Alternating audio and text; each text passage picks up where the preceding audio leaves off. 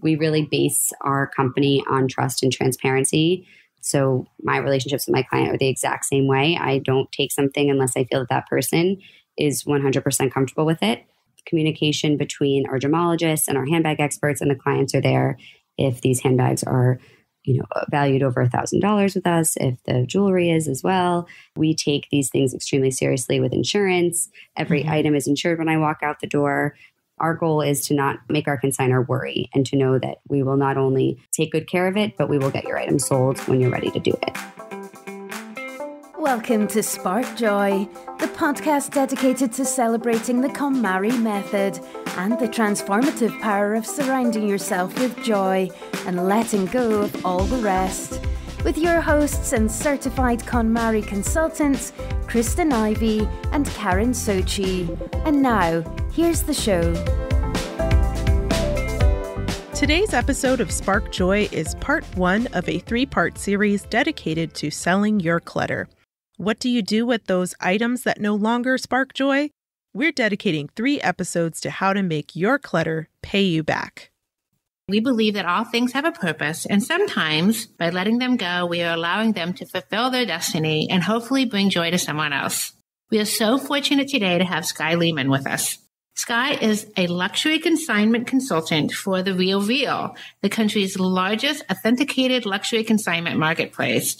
She's been with the company for 4 years, and she meets with clients in their homes to help them make the most of the items they are no longer using or wearing. Some of these items range all the way from handbags to jewelry to fine art even, and of course, always lots of clothes and shoes.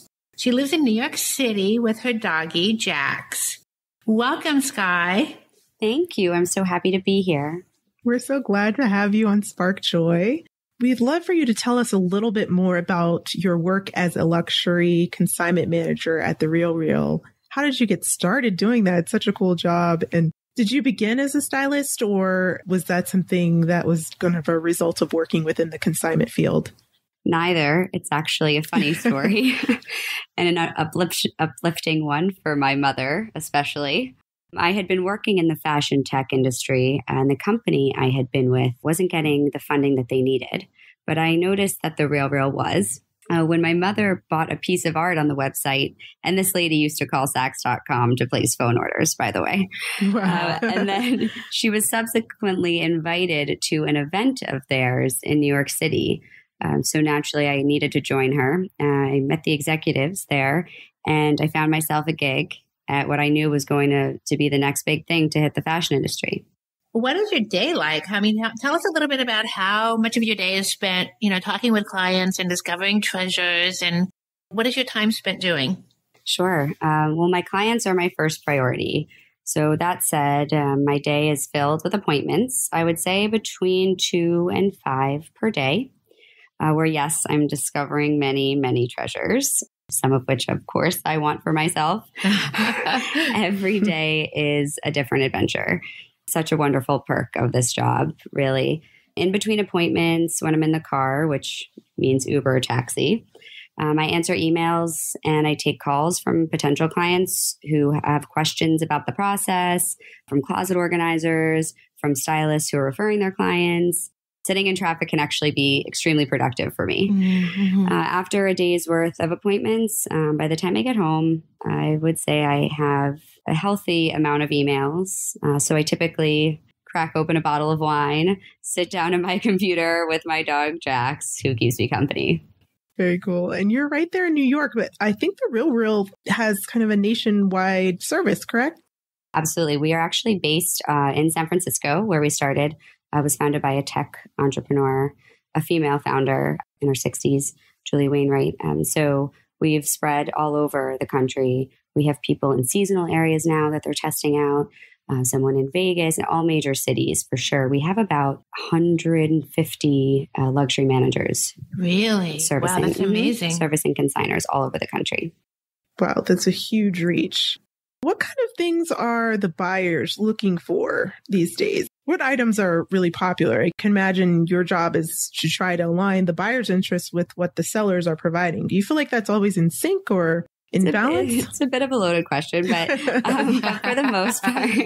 the most part, handbags, jewelry, and watches I would also say current items, like those that have very recently come out in stores, or items that notoriously don't go on sale, or which are very iconic items of that particular designer, such as Hermes bangles, or certain things that have the logo very evident on them. Louis Vuitton monogram bags of the same style that we see year after year after year making, which is why Chanel, LV, and Hermes have such consistent high resale values. A lot of their product doesn't go on sale because they're in such high demand. What about this idea, the buyers wanting what the sellers have? I mean, do you find often that you have buyers looking for things that you're just not able to get, or are you continually searching for that next amazing, unusual item? That's a good question. We definitely have people looking for items that are hard to get. I would say, for instance, Van Cleef stopped making this turquoise necklace because the stones are sourced in Iran and we can't get them anymore. And so I had a client who I'm pretty sure she was very hesitant to buy anything used before in her entire life. But she called me and she said, she would sell to me, obviously. And she said, oh my God, I just paid $17,000. I finally, for this necklace that I have asked for every single anniversary of my marriage for the past 20 years. And I just found it and I had to buy it for myself. And because it just popped up, they don't make it anymore. It was just a luck of the draw for her that it came up this day on our site. And she trusted it because we are an authenticated luxury site where everything is real. And so because of our experts vetting them and them coming from Christie's and Sotheby's and Circa. So there's things like that. There's also Cartier love bracelets, another iconic thing from a jeweler that's very popular. And those are extremely, in yellow gold, they sell out in seconds. So we would love to have more in our Soho store that just opened, but we can't even get them in because before we could even transfer them to the store from our warehouse, they're gone. They're gone. And I know that all the holidays are a really big pull for jewelry. Exactly, Karen. Exactly. Every time I think of another holiday that's coming up, then I think, well, it's someone's birthday every day. It's graduation soon. It's Mother's Day. There's always something. And when people are buying from all over the world, because we sell to 63 countries, their holidays, I don't even know. Super interesting. So if we have listeners out there who are interested in selling or better understanding the value of some of their items, especially their designer items, what tips do you have for helping someone make the most of a consignment using the RealReal? Sure. I would say, well, most of us have closets filled mostly with shoes and clothes, which when sold, certainly adds up. But I would say the money really lies in their handbags, jewelry, and watches. Those are our most popular items to consign with the highest resale values and returns, for sure. Also, brands with recognizable and iconic designs like Hermes, Chanel, Louis Vuitton, Louboutin, Van Cleef, Rolex, David Yurman. Those are among our best sellers, for sure. I'm curious, Skye, why do you think the handbags and the watches are in higher demand or higher value? I would say the stigma of reused would definitely not be there as much as the clothing, I would think. I would also think that the retail values on those things have skyrocketed. So perhaps the idea of spending $10,000 on a watch is just so, even if you can afford it, it's just so unbelievable to so many people that if you know something is real and you can get it in such good shape for half the price, then why not scoop it up? Sure. Well, as consultants, we often work with clients who have lovely things to consign, but they may hesitate because they don't know the fair price of something. So what are some good guidelines for determining how much something is actually worth? Sure. In every appointment, I always like to explain how we price, that these prices aren't just coming out of thin air, because they can also sound pretty unbelievable to someone who has just spent, $2,000 on a dress and now it's going to sell for, $300 or $400. Sure. So I'm happy to explain how things get a price tag in the resale market. Our prices are determined by demand and condition. Amongst the 8 million members, like I said, that we have that are buying on the site. We're a tech company at heart, so we're fortunate to have loads of data So that's also how we've become so successful. For instance, if we sold a particular necklace for $2,000 in one day and you gave us the same necklace in same or better condition, we would mark it up, to 2.2 or 2.5, whatever the gemologist sees fit, or vice versa. If it had sat on the site for 200 days, we knew we had priced it too high. Mm-hmm. So we would then list it, we might go to 1,500 or 1,700 if the initial marking was 2,000. Our pricing team uses our data to determine the right price, making sure that the consignor is happy and that the item will sell quickly, while also making a considerable profit for everyone. Does that make sense? Absolutely. And I guess what I'm thinking is that the real value of a platform like the RealReal is that you do have such a reach. I mean, if you're consigning at your local consignment shop, your market is really limited to the people who happen to walk in. You buy all over the world, and then you're, depending on the people who live in the 10-block radius to buy those items. Right, exactly. And then having all that data, I mean, after the experience that you've had, and I know, how many items do you have listed at the RealReal? We put up about 2,000 new items each day. Amazing. And then there are sales that have still sat on from the previous day before. So probably, I would say anywhere from 10,000 to 50,000 items probably up on the site at all times. They probably start getting rid of ones that have been sold for a long period of time. And what happens to the things that don't sell? Good question. We never give anything away, which I know has been sort of a concern of people who have consigned in the past, maybe with a brick and mortar that didn't have space, and then all of a sudden, poof, it was gone. We discount certain items like shoes and clothes and sunglasses and scarves if they don't move after about 30 days or 100,000 clicks and no one's biting. We'll start marketing them, 10% lower each month. But for certain things like high-end jewelry and handbags and watches, those prices are fixed. So there's definitely a discount. But after 5 or 6 months and it's 50% off, those things typically just sell. Can you just walk us through, just really kind of briefly, the process of the communication between yourself and the sellers and how that all works once they've decided to consign things to you? Sure. So the consignor, rather than wondering what's happening now, what's sold, having to wonder, what's going on, which is stressful for sure.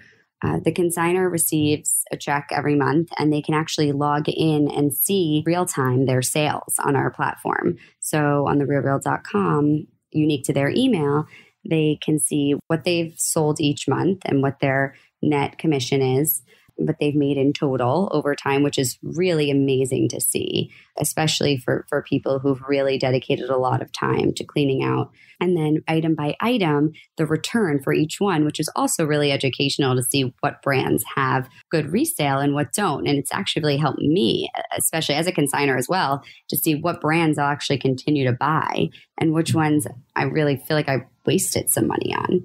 We really base our company on trust and transparency.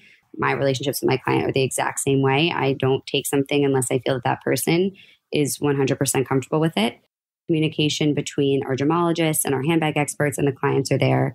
If these handbags are valued over $1,000 with us, if the jewelry is as well, we take these things extremely seriously with insurance. Every item is insured when I walk out the door. Our goal is to not make our consignor worry and to know that we will not only take good care of it, but we will get your item sold when you're ready to do it. Well, and I can actually vouch for the fact that my clients who've consigned with the RealReal have been very happy with the communication. I get emails and calls all the time from clients who are like, "Oh, I can't believe you got to go see what's on my site. It's selling so great." And they're so happy to see that little counter keep going up all the time. So it is really actually very good for kind of a fun thing for them. It's become a rush. Someone who was married just equated it the other day to, I said, you don't have to look if you don't want to. If that feels like a burden, you can just get the checks as they roll in. She said, "No, I saw my friend's page. This is our version of Bumble and Tinder. This is our rush." So funny. I wonder how your top sellers are doing. Like, can this really turn into someone's side business or kind of like passive income for folks? Oh, if they have stuff, they 100%. I've seen people make over $300,000. Wow. That is definitely someone who's high up there. And then I have many clients who I've seen make over $20,000 in their first month with us. Oh my gosh. Many. And then in the subsequent months, 50. And that's just from doing one or two big purges. Wow. So we bet you've had some really amazing and interesting experiences. So, and without sharing too much, can you tell us about some of the most memorable consignment experiences you've had? Besides being in my celebrity crush's living room. Just the times I feel best about what I do and when I truly love it is when I can tell that I made a difference. I spent about 15 hours over 2 days with the daughters and granddaughter of a woman who had recently passed away. She had also had a serious shopping addiction of which they actually weren't entirely aware of. It's obviously such, an emotional situation to begin with, losing a loved one. And then I feel like the last thing a family needs to do is stress about how to begin the deaccessioning process. So, I immediately called my mother after and I said, can you actually stop collecting things now? I don't want your silver. It was so emotional watching them go through this and be so overwhelmed with stuff that I realized it's not just about you. You leave people behind with this stuff. And anyway, so I felt so grateful to be able to help them do that. And we became really close, even though I feel like it was so much longer than it actually was in terms of how much I got to know them. But that was definitely memorable. And then, of course, I was fortunate enough to work with one of your clients, Karen, who has a lot of emotional attachment to her hundreds or maybe thousands of designer items. And as you probably remember, when you brought me in to meet with her, she was hesitant to part with a single item. And because she trusted you, kept asking if she thought she should keep some boots maybe that she hadn't laid eyes on in 20 years. And over the course of our 3 meetings, she has made so much progress. She's felt so good about the space and money she's made, has parted probably with at least 100, 150 items. And she now asks me if she should keep something and actually listens when I say not to. And so I think gaining that client's trust and understanding what an impact I've had on her life for the better is certainly one of the experiences I cherish most. Oh, that's so great to hear.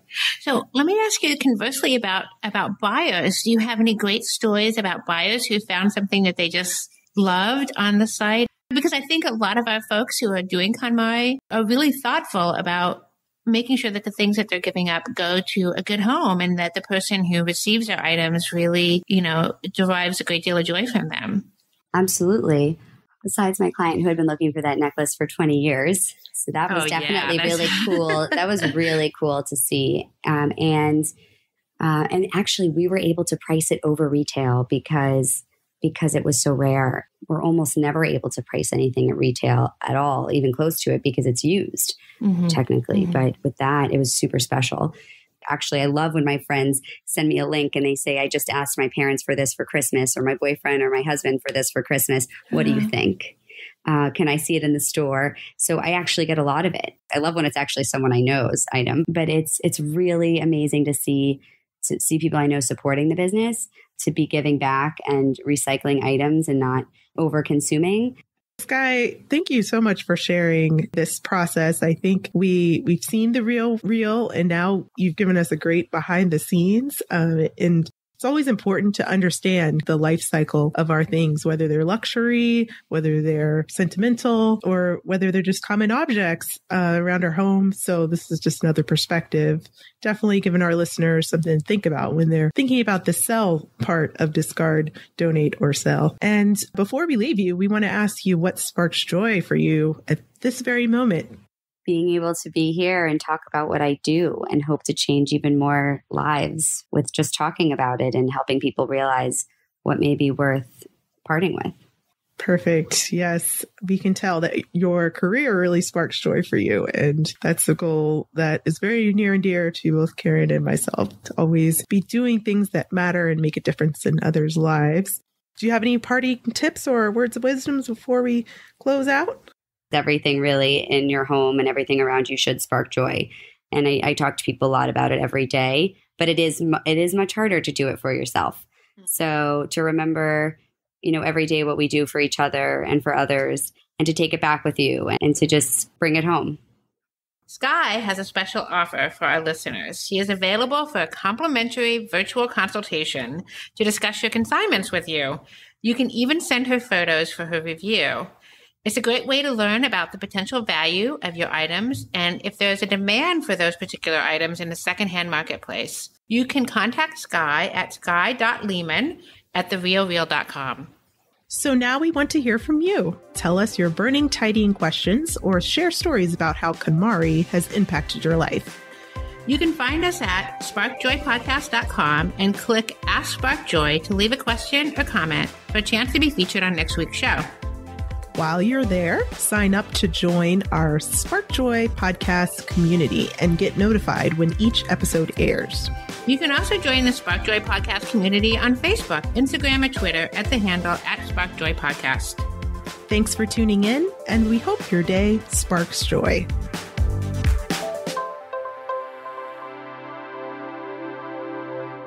Thank you for listening to Spark Joy with your host, Kristen Ivy of For the Love of Tidy in Chicago and Karen Sochi of the Serene Home in New York City.